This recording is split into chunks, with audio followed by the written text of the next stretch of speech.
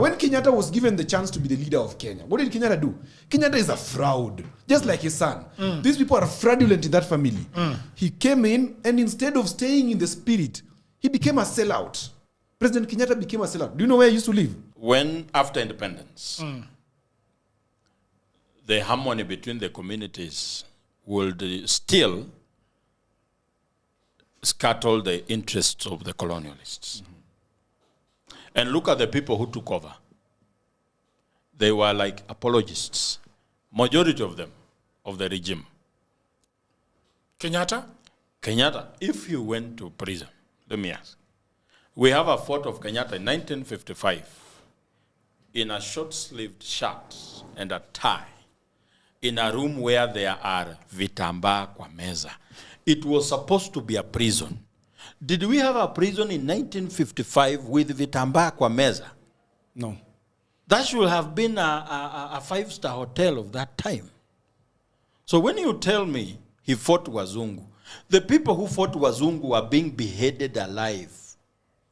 Koitalel Arab Samoei, we don't know where his head is. Dedan Kimathi, we don't know where he was buried. But Kenyatta went and was given a house in London. Were you really fighting a Mzungu? Can a Mzungu give a house to a person who is fighting them? You know, it needs only common sense. It is still written there, Kenyatta lived here. Even today, when you go to London, you can look for it. So these were apologies of the Mzungu. Now, the ideology of Kenyatta were very different from the ideologies of Jaramogi. We have been fighting this Wazungu. Why? They were dominating us by occupying our land. Now that they have gone, we need to take the land back to the people. Kenyatta is like, no. We have fought so much. Now I think it's time for us to say sorry to ourselves. There's a story that is usually given where Kenyatta and Jaramogi drove to somewhere in Naivasha. And when they alighted the vehicle, Kenyatta said, Mndugu, tumepigana sana. Pande hii ni yangu. Wewe chukua pande ile. Jaramogi was like, what are you saying? How different does that make us? If Muzungu was here and taking over all the land, and we have sent them away and we want to... I'm so itchy to ask this question, but I can't ask. You just ask. Be bold. If it was Raila that was with Kenyatta. In fact, let me tell you. Let me tell you, Jaguar. It's gone on nicely. There's a part which we have fundamentally left out. Okay. Which is important that we bring. Fill us in, Mr. Diambo. Let's fill it in. Yeah. So, what was the issue? Because Kenya was on an issue journey. Because you remember, all of us in this country are settlers. There's no indigenous Kenyan here. Yeah. The indigenous Kenyans are actually Khoisans, who are right now going down towards South Africa, out there in South Africa. Khoisans. Khoisan, the ones who speak with a click sound. Oh, yeah. They're the ones who, they're the owners of Kenya, if you look at history. Now, all of us who then were settlers here, who came through Shungwaya, who came through Nile, wherever you came from, you know. River Lake Nile. Yeah, you're already here. Kushites who came through Mandera, whatever. All of us are now here. The issue then was that immediately the colonialists, then, that is the evangelists, then set the ground and accepted or then relayed the information back home that, hey, it is ready for occupation when Kenya was being declared a protectorate in 1901. Okay? We had now Imperial British East African Company.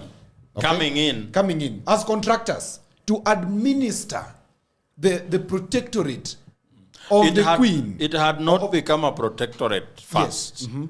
They came in as a company. Yes. To take the resources. Yes. The first entrance of the British was not by British government. Yes. It was through a company that he has mentioned. Yes. Imperial British East African Company. Yeah. It actually occupied this place in 1895. It was it was a parastatal? Because it was like it was a parastatal. Let me ask. Okay. Why would a Briton risk his life building railway from Mombasa to Uganda. To preach the gospel? No. Why? So And rail is not meant to carry human beings. was it a parastatal? Because the East African company belonged to who? Who are the investors? What was the board? Was it the Look Queen? at it. Was it the Queen? Imperial British East African Company. A British company meant to extract resources from Africans. But you're After not- you have preached to them that... But you're not asking my question. Yes. Answering my Let question. me help you. Let me help you. When you go back, because Yes. once you go back and understand, why does the British now start establishing companies to extract? Okay. We were in the religious form of governance before, where the world was centered either in Rome or in Turkey, under Constantine, Alexandria, whoever, who even established something in Alexandria, city in Egypt. Now, when we were moving from religious form of government, to secularism, now we had the Ottoman Empire, if you remember. Then now later, we had the British Empire, which was now establishing its colonies. Which, as I understand, was sort of England, Britain. So there was, Britain, United Kingdom has a number of countries within it. There's Northern Ireland, which is part of it. There's England, and then I think there is the Welsh. The Wales? Wales. Yes, Wales. I think Wales is a country or something. They fall under the United Kingdom. Okay. Now these people wanted to expand their influence beyond, because remember back then democracies were very few. It was just monarchies and absolute monarchies, because we were operating Did under we even feudalism. have any democracy at that Yes, time? we had democracy in America, because democracy in America Yeah, was yeah, 1740 something. yeah. So there was a democracy. Yes. Now this British monarchy, which was then headed by a king, because the queen came later, Yes. then decided to expand outside, because they wanted resources to sustain the imperial crown. And they are expanding through this company. They're expanding Yes. through companies. which are basically parastatals because they are owned by the Yes. government. They They're were owned by the crown. parastatals. They're not even owned by the government. They're owned by the state. Remember, there's a difference between the state and the government. Those two are different in Britain. Yeah. The same as Kenya. Just in Kenya, it is a mongrel where the state and the government is one. But in Britain, the state and the government are two different entities. The government is headed by a prime minister, and the state is headed by the king or the queen. So this Imperial British East African Company was a creation of the king that then had to come and exploit resources and take back to Britain to sustain Yes. their population and their influence. Now, once that was done, they came and did something which was very bad. And that is declaring that the land of Kenya, the territory of Kenya, in fact, the territory of East Africa, including parts of Tanzania, were crown land. Land that is far away from United Kingdom is being declared to be crown land, which means for you to get a piece of land, you have to acquire an authority From the British from the government. British. Having taken it by force. Yes. Not by force, there's a declaration that now But that is all false. land Yes. is about, it belongs Look to at- the king. Look at the scramble and partitioning of Africa. The French Yeah. will take the other side, the Germans will take there, the British we are here. So, as he was explaining about the Imperial British East African Company, and I think Kenya need to understand the history to know where are we. We are basing on nothing, nothing. Tunapiga kelele, tuweni mjaluo, hiyo ni ujinga. Exactly The my issue point. is, Are you going to take us back to where you were, where Odhiambo cut you from? yes, So, yes, that's yes. where we We are. have to get the context. Yes. Imperial British East African Company, in its operations, it met the Buganda Kingdom. Yes. It was violently fought, and it was punctured. The first debt this country took was that time, 250 euros at that time, to come and finance its operations. It was not able. Now, the government itself now had to come in by declaring Kenya a British protectorate. Now the government fully comes, the company has failed, the government fully comes, but to extend the actions which the company was doing. It is the same, extraction, domination, and exploiting. Now, how do you divide? How do you dominate? How do you make sure that you are extracting? You make the owners of what you are extracting divided. Yeah. Carrot and stick strategy. Yes. Now, the problem, because you want to know where Kikuyus and Luos had a problem. That is the cherry. It did not begin as a serious issue. It was a heated argument between Odinga and Kenyatta. Kenyatta did not go to school so much. And you know, people who have not gone to school so much, they have profane language. Mimi tunaweza... Ukisikia mtu anatusiana sana. Shule kidogo. Alipitia ndani ya shule. Hakwenda shule. Nimesikia majamaa wakitusi wa Munyoro. The one with the fine language. Ukiangalia comment uone mtu ametumia particular very vitriol words. Question their education. Something is wrong with how they attended class. So because Kenyatta, we don't really know where he went to school. Do we? He never went to we school. Don't. We don't really know. Operator. Alikuwa mtu ya kukatia watu maji. Mtu ya kukata maji mita. Labda alienda, I will look at the history. Technical college. Yes. Some people leading so, just in that heated argument, in Naivasha, it was at State House. Okay. Now they have come back from Naivasha. The issue is land.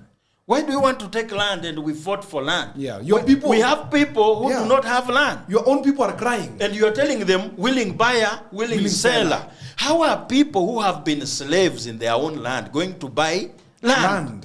They have been working for free. So when you come with willing buyer, willing seller, where are they going to get money to buy the land? Okay, I want some explanation, yes. if you will. Yes. What is the context of willing buyer, willing seller? The issue of land. Kenyatta wants, if people want land, they should buy it. I am assuming... Wait. Yes. There's a context here that we are missing. Yes. Now, after this government came in, it declared Kenya crown land. Yes. Which means for you to get land, you had to get authority from the crown. Yes. Which means there's a governor in Kenya who then will authorize you getting particular pieces of land. And they did declare a very large piece of land in Kenya, right from Indian Ocean to Malaba, to be belonging to Kenya Railway. And they dictated some places. These ones are reserves, reserves for the government. The government will do whatever it wants to do with it at whatever time. Reserve, ndio maana katokea jina reserve, ushago.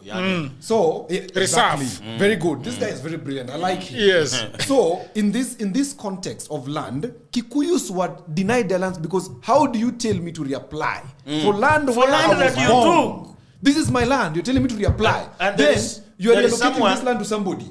There is someone, I'm forgetting, who suggested that we go, take a loan, come and give people money so that they can buy land. From Barclays Bank. Barclays Bank. Yes. Look here. This land originally belongs to the people. The indigenous people. In this case, the majority of land that was taken by the British was for Kikuyus. Exactly. Now, once you understand that context, that land was taken from the Kikuyus and largely the whole Kenya. Yes. Okay? Being that the land was there in mass, so it was not quite an issue. But for the Kikuyus, it was a very serious issue because they were farming. These people had taught them that you could do cash crops. Okay?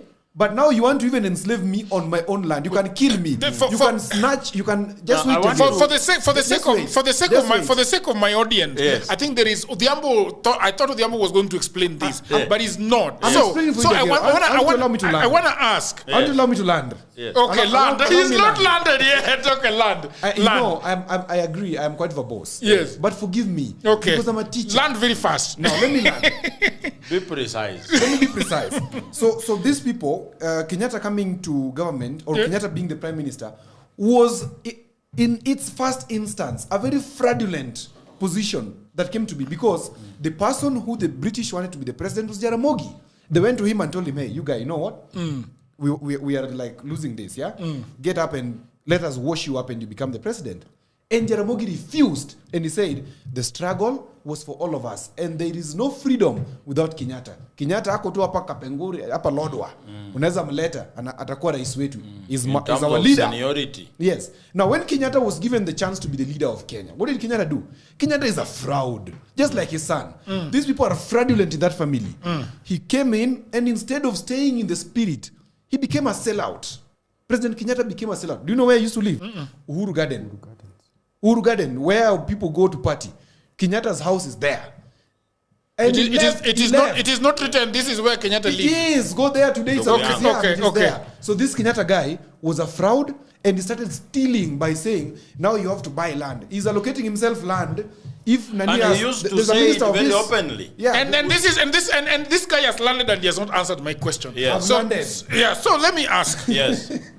So that I see if I am correct, so that the people of the internet can also get this. Yeah, understand this. Yes. So the crown owned the Kenyan land. Yes.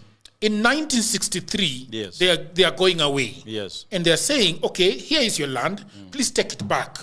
Just hand it over to Kenyatta and Co. Yes. The assumption in my head is, now that your land is back, yes, there is a guy called Mburu who had 2 acres that was taken by the Mau Mau, by the British Protectorate. Yes. In a sense, because this land is back, now Mburu should be someone to come and take his land back. Yes. At what point Kenyatta is saying, now Mburu has to buy the land back. And if you don't buy, my friend Kamau has money, he's going to buy your land. Yes. Correct? Yes. You know, when you say willing buyer, willing seller, you are only saying that people with the means are the only ones that are going to get land. And the squatters from these communities where they had lost their land to the British are continuing to be squatters. So we are not actually solving the issue of land. We are entrenching what the Muzungu has been doing. You understand? And that was the departure between Kenyatta and Jaramogi. And in that heated the moment, in that meeting we had Njoroge Mongai. Yeah. We had Kihika Kimani. The Naivasha guy. Yes. Yeah, the father of Nakuru governor. Yes, Susan and Kihika. we had someone else. I don't know if Gigi Kariuki was there. Kenyatta called Jaramogi Kehe. The uncircumcised one. Yes. And the Njoroge Mongais heard that. The next rally, that is the word they used. Not just on Kenyatta, or not just on Jaramogi, but to a whole now community of Luos, that this Kehe wants to control us. That's now where the problem began. The real issue between Kikuyus and Luos was in 1966. Now, after that rift emerged, now Jaramogi had to be sidelined out of government. Who gives the idea of sidelining Kenyatta? The very brilliant young man in government at that time, Mboya. Thomas Joseph Odhiambo Mboya. You know, it is only that guy, that verbose guy that calls people by their entire name. Thomas Joseph Odhiambo Mboya. The guy knew his weaknesses, but he knew how to deal with his weaknesses. The guy knew he's a Form 2 dropout. A Form 2. Tomboya. Yes.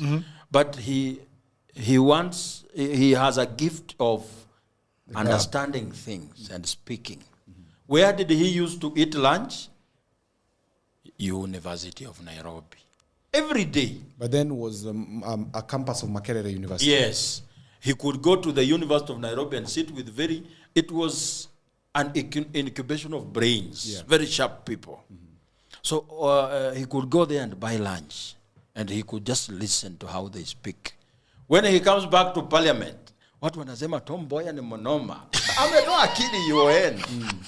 Akili ya kuombwa kwa mkono ya watu. He was a very cheeky guy. Yeah, no brilliance, just So, but he was very calculative and innovative in ideas.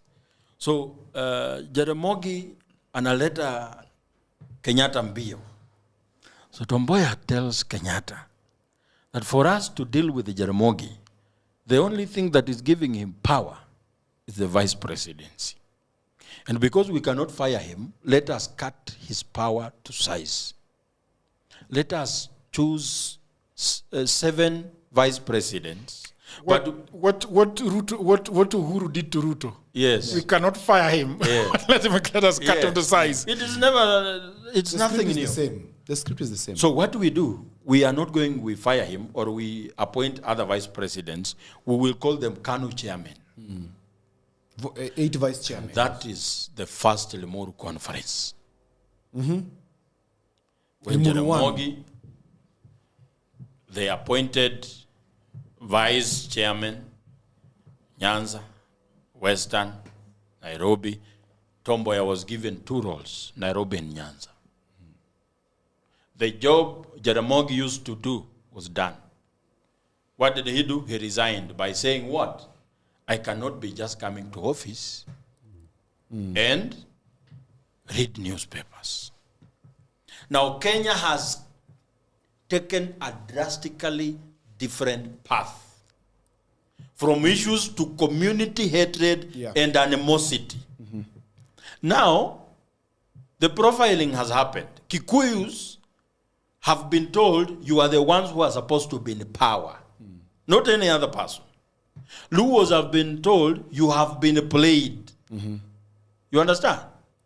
Now, there is an odd thing that happens in 1969. Yes, after Mboya dies. Now, before that, let us not jump so that people understand. Very important. Let us not jump. Yes. Very important.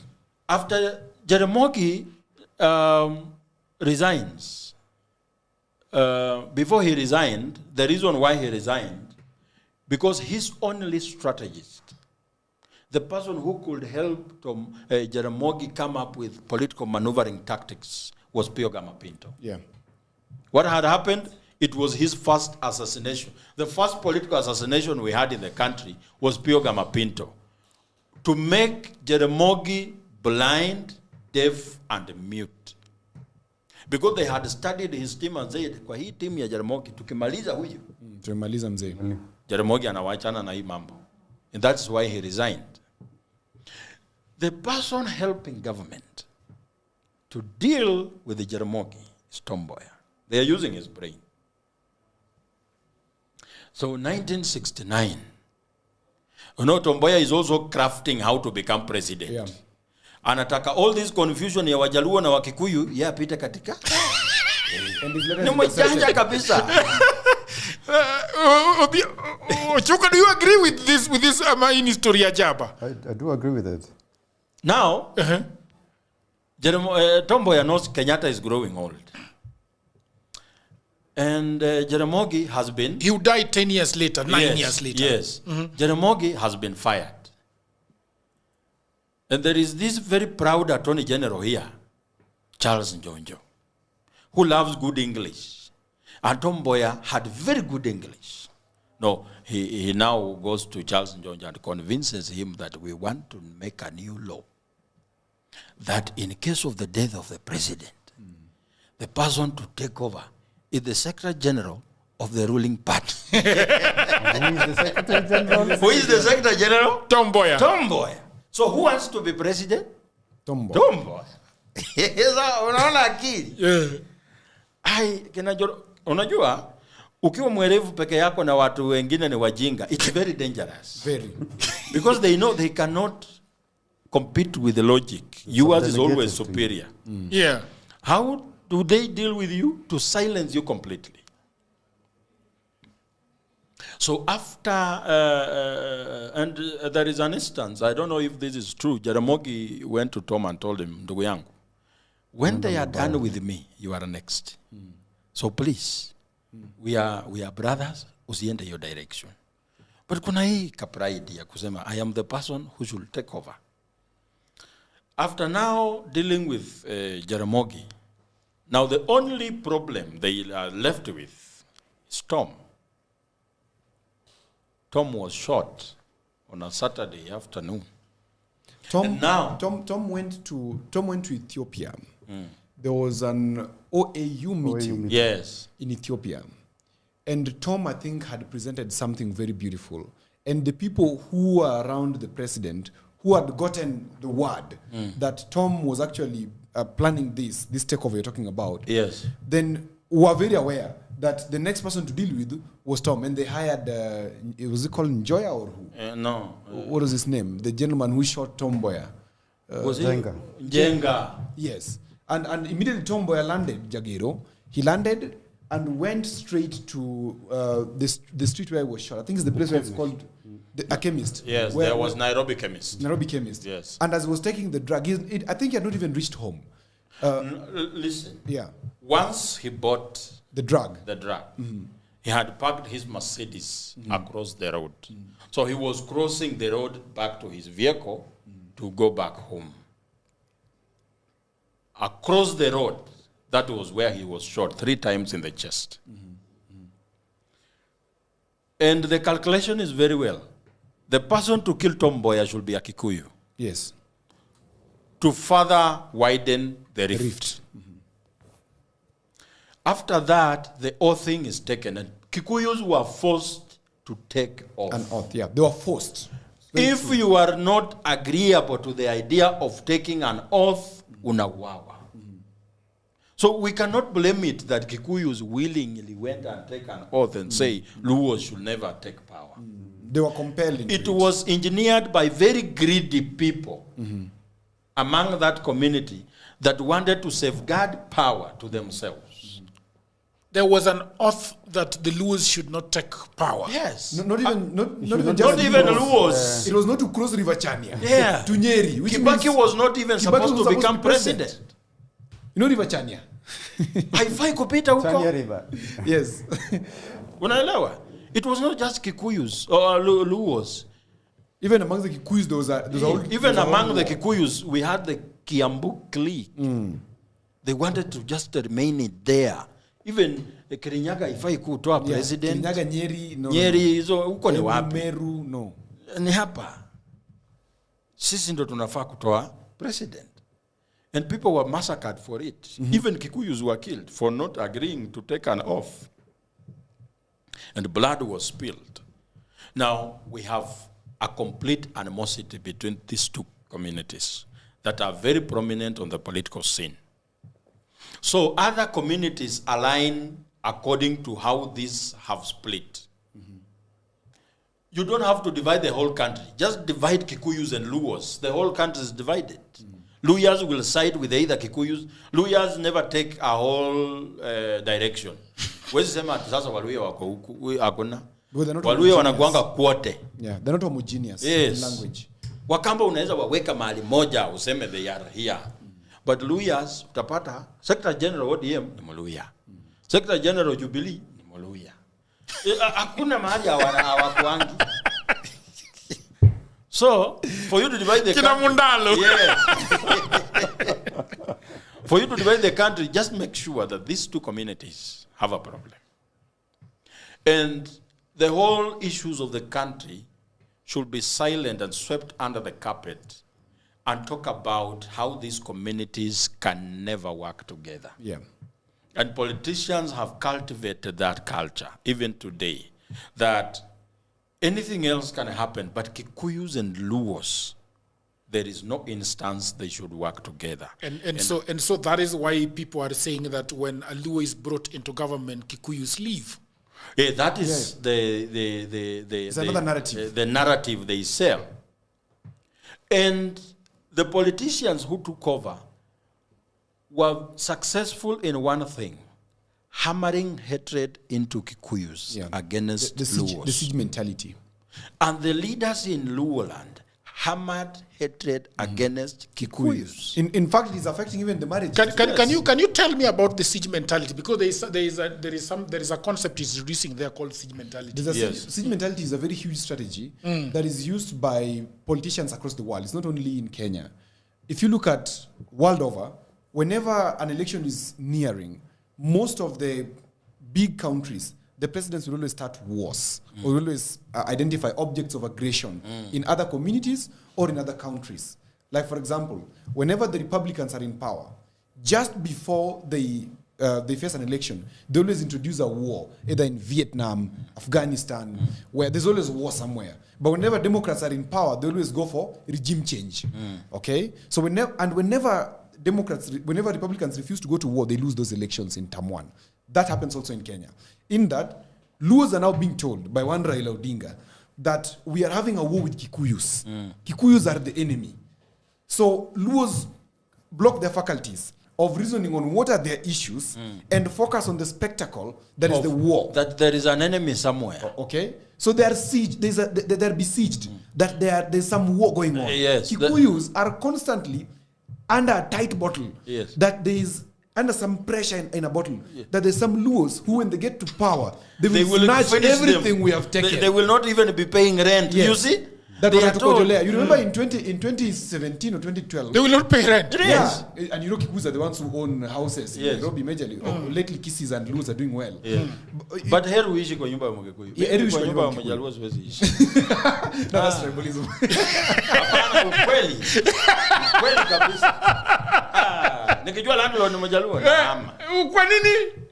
Those people wezi chelewa na nimewahi ishi kwa nyumba ya Mjaluo. Look at this guy. No, huyo tu ni mbaya. No, that's just huyo ni mbaya. You are still young, you've not seen many Luos. Yeah, Luos are good people, right? Yes. Yeah, I own a few houses, I can give you one. So anyway, the Kikuyus are also bottled into this thinking that if Luos ever get to power, then they will finish us. And I was saying, remember in 2012, 2013, when Raila was campaigning to be president, he once had to clarify this joke that was going around in Kibera and all over, that Wajaluo wakipata uongozi watatukojolea sisi.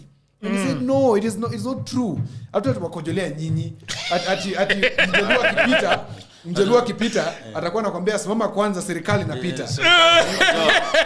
Inakojewa. Yeah, it's nuances that are that little that are coming to it creates a lot of panic and paranoia. So this siege mentality is a very strong strategy that politicians use, and whenever you see in the second last year to election Raila not introducing a siege mentality, he's not contesting.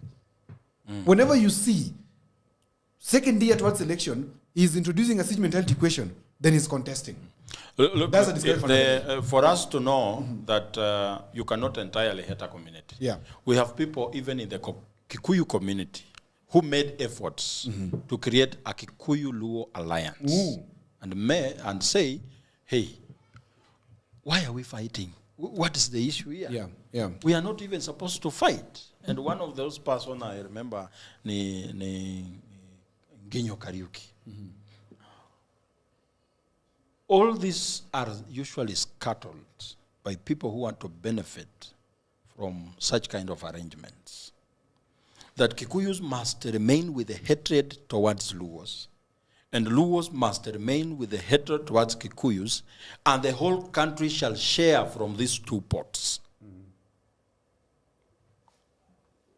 We have tribes that will identify with Kikuyus and agree that, hey, look here, Luos are not good people. We have those ones that will agree with the Luos and say, hey, it's Kikuyus who are bad. So with that, you can actually divide them and rule them. And we have instances that have entrenched this kind of hatred. And this hatred became bigger. The only Kikuyu person who attended Mboya's burial was J.M. Kariuki. Ungeonekana hapo na wewe ni Mkikuyu ndugu yangu. Mawe moja ya kichwa yao. The only Kikuyu who attended ni J.M. He was the only person who was given a chance to speak in that funeral. Luos looked at him as a Kenyan who was not having the Kikuyu behavior. Was that the beginning and the end of J.M. Kariuki? That was the beginning of his end. Yes. In fact, at the time J.M. asked Kenyatta about all this eating. And he told, Kenyatta told J.M., wewe nimekupatia wizara, mbona wewe ukuli? Everybody's eating. Why are you not eating? You know, Kenyatta never used to hide. Yeah. He was a very brutal. Wewe kama hutaki mimi nachukua. Yeah. Na anachukua. Asi ati anajifanya ati mimi sichukui. He tells you. And you're right. People who are very lowly educated have very crass language. Yeah, very crass language. Yes. True. So he tells Kumanina zako ni Kenyatta. Yeah, you remember you're talking about that. Ningekusiaga siaga. Look at how he talked to Jaramogi at Russia hospital. The Russia hospital incident. Look at this. Mboya has just died. Yeah. It's less than 3 months. The community is still wounded. The community is still wounded and the tension is still high. Then someone advises the president to go and open a hospital in Kondele. In Kondele. A hospital that was also the hospital that had also raised political tensions. Because the hospital was also constructed with By money Russia. that was obtained from the Russians. And Kenyatta was all along suspecting Jaramogi for colluding with the Russians to throw communism. him out of power. Yes.